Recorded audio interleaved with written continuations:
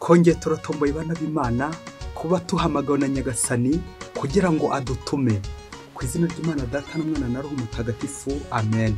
Amahoro bana b'Imana, ni muhumure, Yesu Kristo aradukunda, araduhamagaye ngo adutume kuri wa gatanu w'icyumweru cya 30 tariki 28 Ukwakira 2022 ubwo duhimbaza abatagatifu Simoni na Tadeyo intumwa. Isomo rya mbere ryo muri Pawulo mutagatifu yandikiye Abanyefezi umutwe wa 2 umurongo wa 19 kugeza ku 22. Bavandimwe, ubu muri Kristo Yezu ntimukira abanyamahanga n'abasuhuke, ahubwo mu rugo kumwe n'abatagatifujwe mubarirwa mu muryango w'Imana, muri inzu yubatswe mu kibanza cy'intumwa n'abahanuzi, maze Yezu Kristo ubwe akaba ibuye rishyigikira. Ibimwubatseho byose bizamuka bisobekeranye neza, bigahinduka ingoro ntagatifu ibereye Nyagasani. Namwe kandi niyo mukesha gusobekwa muri iyo nzu imwubatseho, kugira ngo muhinduke ingoro y'Imana ku bwa Roho Mutagatifu. Iryo ni ijambo ry'Imana. Zaburi ni ya 19. Ubutumwa bwabo bugera ku mpera z'isi. Ijuru ryamamaza ikuzo ry'Imana, n'ikirere kikagaragaza ibyiza yakoze. Umunsi ubwira undi munsi inkuru yabyo, ijoro rikamenyesha irindi joro. Nanone nta nkuru nta n'amagambo, kuko ijwi ryabo ritumvikana. Ariko ku isi hose urusobe rwabyo rurigaragaza, n'imvugo yabyo ikagera ku mpera z'isi. Ubutumwa bwabo bugera ku mpera z'isi. Nyagasani Yezu nabane namwe. Amagambo mu Ivanjili ntagatifu yanditswe na Luka umutwe wa 6 umurongo wa 12 kugeza ku 19. Muri iyo minsi Yezu ajya ku musozi gusenga, ijoro rikesha asenga Imana. Bukeye ahamagara abigishwa be, abatoramo 12, abita intumwa. Nibo baba Simoni yise Petero, na Andereya murumuna we, na Yakobo, na Yohani, na Filipo, na Barutolomayo, na Matayo, na Tomasi, na Yakobo na Rufeyi, na Simoni bitaga mu Ishyaka, na Yuda mwene Yakobo, na Yuda Isikariyoti, wa wundi wabaye umugambanyi. Nuko Yezu amanukana nabo, ahagarara ahantu h'igisiza, ari kumwe n'abantu benshi bo mu bigishwa be, n'abandi benshi bari baturutse muri Yudaya yose ni Yerusalemu, no muri Tiri na Sidoni, imijyi yo ku nkombe y'inyanja. Bari baje kumwumva no gukizwa indwara bari barwaye, n'abababazwaga na roho mbi bagakira. Kandi rubanda rwose rwaharaniraga kumukoraho, kuko ububasha bwamuvagamo bwakizaga bose. Iyo ni Ivanjili ntagatifu. Rubanda rwose rwaharaniraga kumukoraho, kuko ububasha bwamuvagamo bwakizaga bose. Amen, amen, amen, amen. Ngubwo ubutumwa wo gukiza. Bakristo bavandimwe, Yezu Kristo akuzwe. Nyagasani muri aka kanya araduhamagaye. Mbega tombora, mbega byiza, yaradutoye, aradutonesha kugira ngo adutume hehe? Kumwamamaza ku isi yose. Uyu munsi turahimbaza intumwa Simoni ndetse na Tadeyo cyangwa Yuda, bari mu ntumwa za Yezu ko ari 12. Ingingo remezo yacu rero iragira iti ishyaka ry'ubutumwa. Uko narwana ishyaka ngiye kwamamaza ubutumwa bwa Kristo. Ishyaka ry'ubutumwa. Reka mbere na mbere turaza kureba igisobanuro cy'ubutumwa, turebe n'impamvu izi ntumwa tuzihimbaza icyarimwe ko ari 2, tuze kureba n'uburyo barwana ishyaka, uko barwana ishyaka mu butumwa. Ibyo ni ibintu bitatu tugiye kuzirikana. Reka duhere ku cyambere, ubutumwa. Ubutumwa biva ku nshinga y'ikilatini yitwa mitere, bigasobanura envoyer, kohereza. Ana hava ijambo misa, ana twita misa ubu ngubu, cyangwa mission, ubutumwa nyine. Aba missionnaire, misa, la mission, ubutumwa. Nguko rero uko ya misa yacu ivugana none ubutumwa. Umuntu uvuye kwakira Yezu akamwakira n'ibiganza bye, akamwakira mu munwa we, nanjye kuvuga mu mutima cyane cyane, amushyira abandi. Kubona Yezu kwakira Yezu no kumushyira abandi. Mujye mu butumwa. Ni rya jambo padiri avuga iyo misi humuje ati ita misa este, ainsi c'est l'envoi. Noneho umva, twakire Yezu, twamubonye, twamuhawe, twamukozeho, twamwumvise, twamubonye. Ahasigaye rero ubwo twamukozeho, reka tumushyira abandi.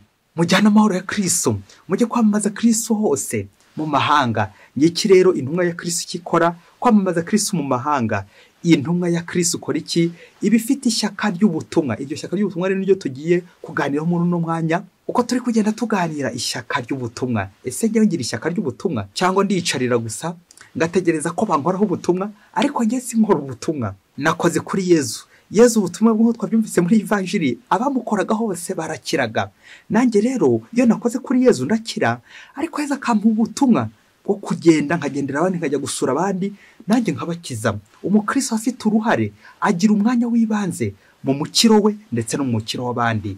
Ingingo ya kabiri, impamvu duhimbaza intumwa Tadeyo ndetse na Simoni icyarimwe ni iyihe mpamvu?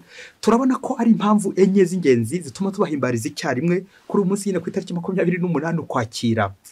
Impamvu ya mbere nuko bombi bari ku rutonde rw'intumwa za Yezu ko ari 12, bari kuri iyo liste ndetse barakurikiranye kuri iyo liste.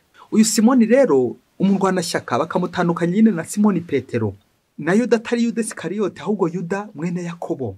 Urutonde rero bararukurikirana, hombi bagenda bakurikirana. Ko bagenda bakurikirana rero niyo mpamvu ya mbere ituma tubahimbariza icyarimwe. Impamvu ya kabiri usibye ko ari mu ntumwa za Yezu Kristo, no mu isomo rya mbere twabyumvise, nibo Yezu Kristo yashingiyeho Kiliziya ye. Kiliziya yubakiye ku rutare, yubakiye ku ntumwa, nkuko no mu ndagakwemera bayitwibutsa. Kiliziya ni imwe, itunganye, gaturika kandi ishingiye ku ntumwa. Ako kantu bakristo bavandimwe, Kiliziya Yezu Kristo ishingiye hehe? Ku ntumwa. Ishingiye imizi ku ntumwa. Urwo rutare ishingiyeho ni Yezu Kristo ubwe, nk'uko twabyumvise mu isomo rya mbere. Murinzi yubatswe mu kibanza cy'intumwa n'abahanuzi, maze Yezu Kristo ubwe akabibuye riyishyigikira. Amen, amen, amen, amen. Iyo shyigikiye kuri Yezu Kristo mererwa neza.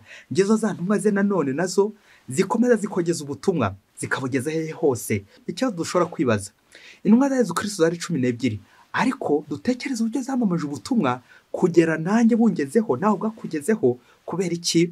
Ntabwo ari uko bari barize amashuri ahambaye, cyangwa ntabwo ari amafaranga menshi bari bafite, ahubwo iki? Ishyaka mu butumwa. Kurwana ishyaka ba Simoni mu rwanashyaka nyine. Ibizamutse kuri Kristo bizamuka bisobekeranye neza, bigahinduka ingo ntagatifu ibereye Nyagasani. Amen, amen, amen, amen. N'umuririmbyi wa Zaburi nawe ntiyamye gutwereka uburyo intumwa uko zikora ubutumwa, cyane cyane nyine Simoni ndetse na Yuda, bakabugeza ku mpera z'isi. Ubutumwa bwabo bugera ku mpera z'isi. Amen, amen, amen. Impamvu ya kabiri ituma tubahimbariza icyarimwe, usibye ko bari ku rutonde rw'intumwa kandi bakurikiranye, impamvu ya kabiri ituma tubahimbariza hamwe nuko bakorewe ubutumwa hamwe, bigishije hamwe mu buperesi nk'uko babitubwira, bamamaza Yezu Kristo aho ngaho. Impamvu ya gatatu noneho nuko ari naho baguye bahorwa Imana aho ngaho nyine muri icyo gihugu cy'ubuperesi. None impamvu ya kane ituma tubahimbariza hamwe nuko aka kantu mugakurikira ababyeyi, nuko bahuye n'abanyamurwanya Kristo, abakontre sigise, abarwanya Kristo, abavangira Kristo, bakomeje guhangana nabo, ntibyabuje gutambutsa ubutumwa bwa Yezu Kristo. Ibi gatwigisha ko ubutumwa bwa Yezu Kristo habaho abamurwanira ishyaka ndetse n'abamugirira ishyari. Ishyaka n'ishyari. Ese mu Kristo wowe ufite ishyaka mu butumwa cyangwa ufite ishyari mu butumwa? Turaza kubona ko tugenda tuganira muri aya masomo, ubutumwa bwa Yezu Kristo abagira ishyaka bagambiye nyine gukiza. Ariko hari n'abandi bagira ishyari, nabo bagambiriye kwica, bagenda bashaka gutobera Yezu Kristo bakamuvangira. Kuvangira Yezu Kristo. Ese ngewe ndwanira ishyaka Kristo, ubutumwa bwa Kristo, cyangwa nanjye mparanira kugenda ngirira ishyari intumwa za Kristo, nkabavangira, nkabatobera, nkabaraburiza? Ingingo ya gatatu, ishyaka ry'ubutumwa. Kugira ishyaka. Kumvise muri Evanjili ya none uburyo Yezu Kristo atora intumwa ze amaze kugira gute, amaze gusenga. Ngiye ry'ishyaka, ibintu byose nkoze nk'abantu nkabyereka Imana. Ubutumwa bwose ngiyemo ngenzirikana ko ari ubw'Imana, bityo nyine nkabukorera Imana kandi nkabukorana ishyaka nibakwe. Twumvise Yezu Kristo uburyo abanza gusenga kugira ngo icyo gikorwa koko kigira agaciro. Isengesho rirema igikorwa maze rigaha agaciro icyo gikorwa. Gusenga mbere ya buri gikorwa. Twumvise rero ikivuye muri iki gikorwa nuko nyine atoye intumwa 12. Mu mbaga yari ikurikiye imbaga nyamwinshi yatoyemo 72. Muri abo 72 nabo atoramo intumwa 12. Nizo gusaba tubwira amazina. Hari ubwashize waherutse kumbaza ngo nzababwire abigishwa 72 amazina yabo. Aha, nari guhita musubiza ngo nawe urimo nanjye ndimo, kuko intumwa 12 zo amazina yazo arazwi. Ubundi nta n'umuntu akagombye kwita intumwa ubu ngubu, usibye bamwe babyiyitirira, ariko intumwa za Yezu Kristo c'est précis, ni 12 n'amazina yazo twazumvise uko tuyumvise aha ngaha nyine muri Evanjili ya none. Babiri muri abo turi guhimbaza, Simoni ndetse na Yuda cyangwa Tadeyo. Abarwanashyaka, kurwana ishyaka ry'ubutumwa. Bakristo bavandimwe, wowe urwana ishyaka ryari ry'ubutumwa. Aha, ubutumwa bwose bugambiriye iki? Gukiza abandi, gufungura ngafungurira abandi, gukiza inkuru nziza y'umukiro, niko yitwa nyine Evanjili Yezu Kristo. Rero bakristo bavandi ntibikatangaze ko uzabona bamwe batobera Yezu, bamwe bakaboraburiza Yezu. Nguko rero ko bamwe barwana ishyaka ry'ubutumwa mu gihe abandi bari kugira ishyari ry'ubwo butumwa, bakagira ishyari intumwa z'Imana. Ngabo baba contre succès, nk'aba Tadeyo ndetse na Simoni bahuye nabwo mu butumwa hariya mu Buperesi, ariko ntiyabuje kwamamaza ubutumwa bw'Imana. Ngicyo rero bakristo bavandimwe, ndifuza muri ingingo ya 3 ishyaka ry'ubutumwa no kumenya gutandukanya icyo bita mission. Ubwo butumwa koko abantu benshi dufite mission ariko ntituyikoresha cyangwa ntitubyaza umusaruro.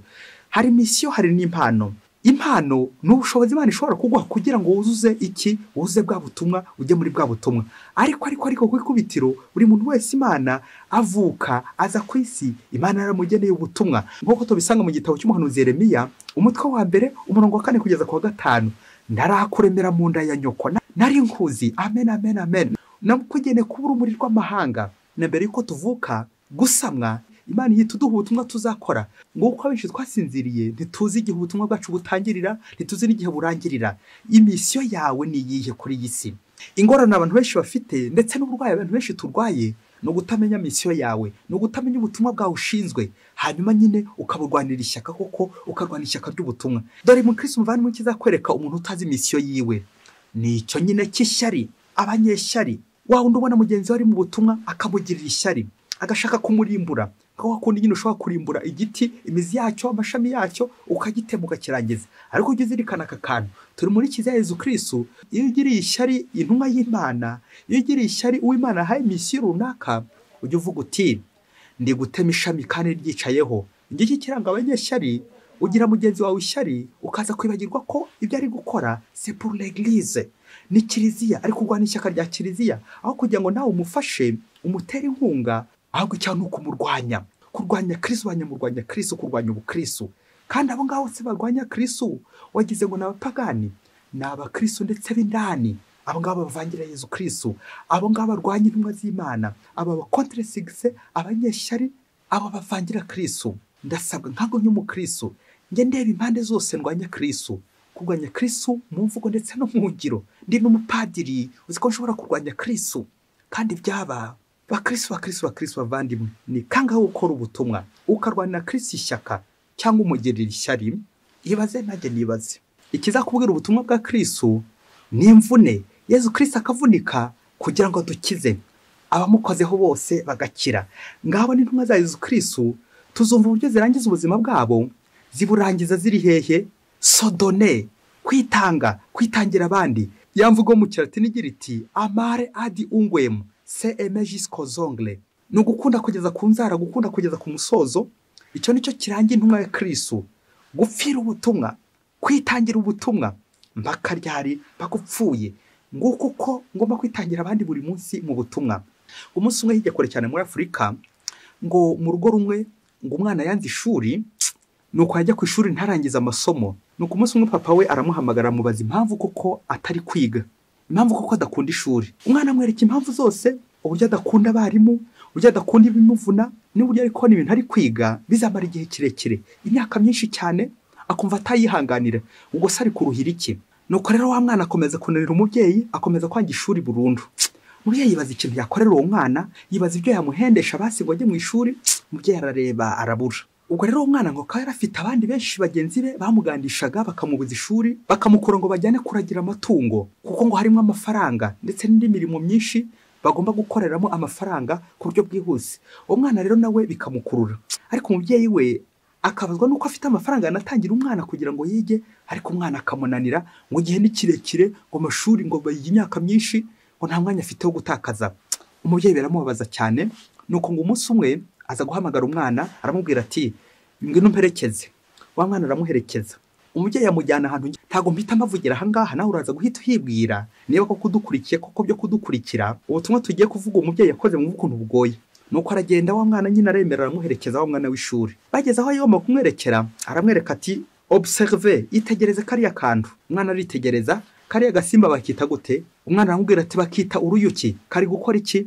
Kari gutara nyine ubuki. Kari kubutara he? Reba ahantu kari kubutara, urebe uraza kumbwira. Wa mwana arangije kureba, byose arareba, abishyira mu mutwe we. Nuko se aramubwira ati ngaho ngera urebe, subiza amaso inyuma urebe. Kariya gasimba bakita gute nanone kari gukora turiya tuntu?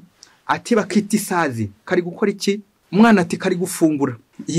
Nuko barangije bava aho hantu baragenda bariheza baricara ngaho kundi Yesu yiheje n'intumwa ze bakabanza nko gusenga. Nuko umubyeyi waramubaza ati niko wabonye iki? Niki wavuga ko rutira dusimba tubiri wabonye twari turi hariya hantu uko usanzwe unahazi kandi? Nuko ngo umwana aramubwira ati guhera uyu munsi sinzongera kunywa amata, sinzongera no kurya ubwuki. Nuko se aramubaza ati kubera iki se mwana wanjye? Dore icyambere kizatuma ntongera kunywa amata cyangwa ntongera kurya ubuki, kariya gasimba nabonye bwa nyuma gasazi, narebye ibintu kari gukora, kari gufungura, noneho ukuntu gahita gasimbukira mu mata hariya, nanjye narangiza ngo nkayanywa. Narebye kandi uburyo karya n'ubuki n'uburyo kaba kavuye hariya, numva kose ntabwo nakongera kurya njye w'umwana, ntabwo nakongera. Muri make niyo mpamvu itumye ntazongera kunywa amata ndetse n'ubuki, kuri akahe gasimba ka kabiri nabonye, iriya sazi izana umwanda ngo nanjye narangiza nkarya umwanda, sinzongera kurya umwanda. Ubwo uhera mvuye ku mata, mvuye no ku buki. Impamvu ya kabiri cyane cyane ku buki izatuma koko ntazongera kurya ubuki, nuko mbonye ko ku bintu bikomeye ngurikije uburyo ruriya ruki burya ni hariya rukuru ubuki. Uko biri kose impamvu ya kabiri izatuma ntongera kurya ubuki, nsanze ndi umunebwe pe. Ngurikije uburyo ruriya ruki rumanuka hariya rukazazamuka rukamara igihe kirekire ruri gutunganya ubuki, narangiza nkaburya rwaravunitse rwarabutaye hariya. Umva amaboko ndayamanitse, ndumva mbaye umunebwe pe, sinzongera kurya ubuki kubera iyo mpamvu, kuko mbonye ruriya rucyana rubukura uko biri kose rwagotse rwavunitse. Nuko se aramubwira ati nuko rero umwana wanjye wakoze cyane, ubwo uzi kureba ugashishoza ndetse ugafata n'umwanzuro wa kigabo. Ariko rangiye gukubwira mwana wanjye utu dusimba abonye ko ari tubiri, ces insectes, reka nkubwire ku gasimba ka mbere bita uruyuki. Buriya kuri yabonye uruyuki rutara ubuki, rukarutara hariya ahantu ubona hadakwiye, hanyuma rukagenda igihe rukagenda rukabuyungurura rukabusukura, transformation, bikazagera igihe kinini, igihe kirekire nawe ukazaburya bwanyuze hariya yabuyunguruye, ifite ukuntu ifisemo uruganda rukabukora neza, natwe tukaburya. Uko niko umuntu wogeze ubutumwa, uko niko umuntu afite misiyo yo gukora cyane. Ishyaka ruriya ruki rugira, buriya ni ubutumwa bwa ruriya ruyuki, ishyaka rwa ruriya ruyuki, ubutumwa bwa ruriya ruki bwo gukora ubuki. Gukora ubuki rero bisaba igihe kirekire, kuryoha bisaba igihe kirekire, kugira ngo umuntu azaryoshye, kugira ngo umuntu azatange uburyohe bisaba igihe kirekire, bisaba kuvunika ukamanuka hasi. Buriya ruriya ruyuki rwashobora no guhapfira, ariko ruragenda rugakomeza rukavoma kugeza igihe ruzajya gutunganya bwa buriya buki natwe dukarya. Uko niko umuntu avunika, umuntu ufite ishyaka akajya mu butumwa akavunika, akabaza misiyo yiwe. Ruriya ruyuki rwamaze kumenya misiyo yarwo, rwamaze kumenya ubutumwa bwarwo, na niyo mpamvu hariya ubona ruri gutara rutaruha mbaka rubonye ubuki, rubonye uburyohe. Nguko ko n'umuntu nawe agomba kuvunika akagokera abandi kugira ngo abandi baryoherwe. Nguko rero mwana wanjye nujya urya ubuki ujye umenya ngo ubuki uburyohe dore aho bwavuye mu mvune, bwavuye rero ahantu hakomeye, bwavuye ahantu kure. Ubuki bwavuye kure, uburyohe buva kure, bisaba kuvunika kugira ngo uvunikire abandi. Nawe iriya sazi wabonye mwana wanjye no kwitonda, iriya sazi ubona yivanga inyamwanda, izana umwanda. Uko niko iriya sazi nyine izayo ije nk'agaparazite, ije gusa nk'indirizi, irarya yarangiza igakwirakwiza umwanda ikivanga. Uko iriya sazi wabonye yivanga igashaka kurya gusa, ikarangiza ikaza kwivanga no mu mata twari kunywa, na niko burya muri misiyo abantu benshi aba contresigse, abavanga bavangira Kristo, bakavangira Kristo mu butumwa, bameze nk'iriya sazi, isazi mu mata babyeyi. Ubutumwa bw'iriya sazi butandukanye n'ubutumwa bwa ruriya ruki, kuko uruki rwo ruzana uburyohe rukazana ubuzima, naho isazi yo izana umwanda ikazana n'urupfu. Umwanda uzana urupfu, uburyohe buzana ubuzima. Mu gihe uruyuki uburyohe buzana ubuzima, isazi yo umwanda uzana urupfu. Mwana wanjye rero uko niko abantu benshi bagenda baca abandi intege, bagashaka kwivanga mu butumwa bw'abandi, bagashaka kwivanga muri misiyo y'abandi, ngaho abandi bagushuka ngo ujye kuragira, aho kugira ngo nawe uzige ugoke ku ntebe y'ishuri, wamara igihe kirekire nka ruriya ruyuki, kugira ngo uzabe umuntu w'ingirakamaro, ugirira akamaro abandi, ugirira akamaro igihugu, ugirira akamaro Kiliziya. Ngubwo ubutumwa bw'umuntu nyine wicara akavunika, ukicara ku ntebe y'ishuri mpaka urangije ukagirira akamaro abandi. babandi rero baguca intege, babana mugendana, babandi bose bagushora ngo mujye kuragira, abameze nk'iyo sazi nyine wazinuswe, iriya nyamwanda ikwirakwiza urupfu. Yitondere mwana wanjye, mwana wanjye, mwana wanjye, mwana wanjye, isazi mu matu uyitondere kuko yakugirira nabi. Ngabo rero baba contre-sixe, ngabo rero abandi badashaka gutera imbere. Rero mwana wanjye, niba ushaka kumera nka ruriya ruki rutanga uburyohe ugatanga ubuzima, ubutumwa bwo gutanga ubuzima, ngaho subira ku ishuri. Kandi niba ushaka kuba isazi ukaba umunyamwanda ukajya utanga urupfu, ngaho rero yigumira aha mu rugo, ntuzasubire ku ishuri. Hitamo rero kimwe, ngo hitamo imaripfa. Nuko wa mwana amaze kumva za mpanuro z'umubyeyi, uburyo amujyanye aho hantu bakristo bavandimwe, kugira ngo rebe izo mbaraga, iryo shyaka ry'uryo ruyuki ndetse n'iryo shyari ry'iyo sazi. Wa mwana arapfukama asaba umubyeyi imbabazi, aramubwira ati papa, guhera ejo nzasubira ku ishuri, kandi rwose sinzongera na rimwe gutakaza umwanya nsiba ishuri, sinzongera gusiba ishuri, sinzongera gukererwa ishuri. Ubu ngiye kwicara mu ishuri nige mpaka nanjye ngeze ku intego yo kuzakiza abandi, intego yo kuzagirira abandi neza. Ndifuza kuziga mpaka mbaye muganga, mbaye dogiteri, kajya mvura abandi bagakira. Amen, amen, amen, amen, amen. Bakristo bavandimwe, Yesu Kristo akuzwe. Ngo kuko dutazi ubutumwa bwacu, akenshi duhura n'urucantege, tugahura n'abakontre-sixe, abadutoteza, abatubangamira, abanyeshyari, nk'izo sazi nyine. Abanyeshyari bakristo bavandimwe ntabwo uzababura mu butumwa. Uko uzabona mu butumwa, hari abafite misiyo y'Imana, ubutumwa bw'Imana, ishyaka. Hari n'abandi bazivanga bafite ubutumwa bwa sekiyo bameze nka ziriya sazi. Abo rero se uzabaha agaciro? Ujye upfundikira ibiryo byawe, upfundikira amata yawe, upfundikira ubuki bwawe, hato ziriya sazi zizajya ziza zibujonora, zikaza zikabutumbaho, zikaza zigafataho, kandi zitarabukoreye. Nk'uko hamwe tubona ibiryo byageze ku isahani, ariko dutaza abatetse, abagotse, ababizi ibyuya, ngizo za nzuki, tukarya ubuki ariko dutazi ahantu zabutaye. Bakristo bavandimwe, natwe rero ababyeyi tujye dutembereza abana bacu, barebe rimwe na rimwe ahantu ubuki buva. Iyo wamenya aho ubuki buva, ndakubwiza ukuri, ushobora kwanga kuburya. Kubera iki? Wibonye ko nyine uri umunebwe, ntacyo ukora mu butumwa. Ubutumwa bwawe wasanga nawe umeze nk'ubwiriya sazi nyine, ipfa gusa kuza guparazita, kuza kurya ibyo abandi bakoreye, ariko wowe udashobora gukora. Icyawe ni ukunenga abandi, gukritika abandi, kunenga ubutumwa bw'abandi, akaba ariyo misiyo yawe. Iyo ni misiyo satanike. Hari abantu benshi bafite misiyo satanike, ubutumwa bwa shitani bwo kuburizamo umugambi w'Imana. Abanyeshyari bakristo bavandimwe, Simoni na Yuda turi guhimaza intumwa za Kristo, zahuye n'abakontre-sixe banyamurwanya Kristo. Ariko se byabuje kogeza ubutumwa? Ngo uko uruyuki, nubwo isazi yazi ikagenda ruvangira, ntiribuza gutara ubuki, ntiribuza kugenda hahandi kugira ngo rugire gute, ruzamura ubuki, transformation, kugeza igihe ruzatanga uburyohe. Nanjye w'umukristo mpamagaye gutanga uburyohe aho ndi hose, kubera abandi uburyohe, kuryohereza abandi, gutuma abandi baryoherwa, kominote yanjye karyoherwa, urugo rwanjye rukaryoherwa. Kubera iki? Navunitse, nagiye gutara. Ngo umubyeyi ujya guhaha, ubutumwa bwawe bwo guhahira urugo, ubutumwa bwawe bwo kwita ko mu rugo, mpaka nubwo wavunika, kaba nubwo wapfa, ariko ukazagera ku ntego ngo ubwo ubutumwa bwa Imana yaguhaye. Abantu benshi kuri iyi si, igitwica gituma ducika intege, nuko wasanga utazi ubutumwa bwawe. Ufite ubutumwa, ahubwo icyawe ntabwo bukora.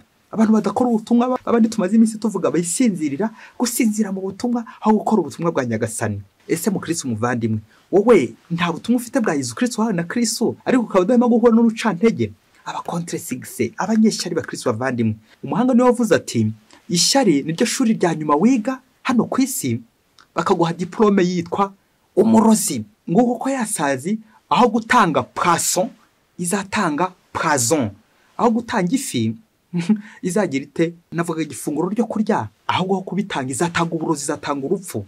Ngiyo misiyo y'abanyeshyari, abana ba sekibi, abana bo kwa shitani, gutanga urupfu, gutanga umwanda, gutanga uburozi. Nanjye nzi kwibaza uyu munsi misiyo nirirwa nkora. Wasanga n'umupadiri nirirwa gusa nenga abandi, negura abandi, wihaye Imana, ukanegura abandi, ukabicarira. Nyamara icyawe ni ukunegura gusa. Ufite ubutumwa nk'ubw'isazi nawe, kwirirwa muri groupe zinegura abandi, kunenga abandi, kuvuga abandi nabi, guharabika abandi. Uwo ni isazi, umeze nk'iyo sazi, umeze nk'umunyamwanda, umunyeshyari. Ntabwo uri umurwanashyaka ku rwego rwa Simoni no ku rwego rwa Yuda. C'est la production ou bien c'est la consommation. abantu benshi turakonsoma tukarya gusa ariko tukarya imitsi y'abandi ntacyo twigeze dukora. Aho nawe ameze nk'isazi. Uyu munsi rero n'umunsi w'ubutumwa buri wese agira ishyaka. Ureba ahantu hose wagiye ugira ishyari, Kristo azaduhemba, atuzigama igihembo cy'ijuru ku bamukoreye neza, ku bakoze ubutumwa bwe neza, ubutumwa bwo gukiza abantu. Yezu ningukoraho nanjye ndakira, maze nkubone nkwereke abandi buri munsi. Mwese mbifurije ubutumwa bwiza, Kristo abaragaza imbere, umubyeyi Bikira Mariya abaherekeze aho mugiye hose mu butumwa, maze mugereyo amahoro ya Kristo. Mwese Imana ibahe umugisha, Imana Data na Mwana na Roho Mutagatifu, amen. Padiri Musumukora Ladislas wa Diyosesi ya Cyangugu.